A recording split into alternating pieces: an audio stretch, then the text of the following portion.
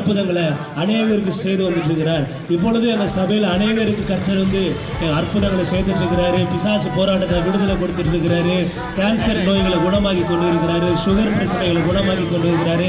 Dialysis பிரச்சனை வந்து எல்லாருக்கும் விடுதலை கொடுத்துட்டு இருக்காரு. இன்னைக்கு நீங்க இந்த சத்தத்தை கேட்டுக்கொண்டு இருக்கிறவங்க இயேசுவை நீங்கள் ஏற்றுக்கொண்டால் என்னால் வாழ்க்கையில் இது மாறுமா, என் போராட்டம் மாறுமா என்று நீங்கள் ஒவ்வொரு நாள் நீங்கள் அழுது கொண்டு இருந்தீங்கன்னா உங்களை கண்ணீரை துடைக்கவே இயேசு கிறிஸ்து இன்னும் ஜீவன் உள்ளவராக இருக்கிறார். நீங்க செய்ய வேண்டியதெல்லாம் ஒன்றே ஒன்று தான். இயேசுவே எனக்கு ஒரு விடுதலை தாருங்க, ஏசப்பா எனக்கு இந்த வியாதியிலிருந்து சுகத்தை தாங்க, ஏசப்பா இந்த கடன் பிரச்சனையிலிருந்து எனக்கு விடுதலை தாங்க என்று நீங்கள் ஒரே ஒரு வார்த்தை சொன்னால் போதும்.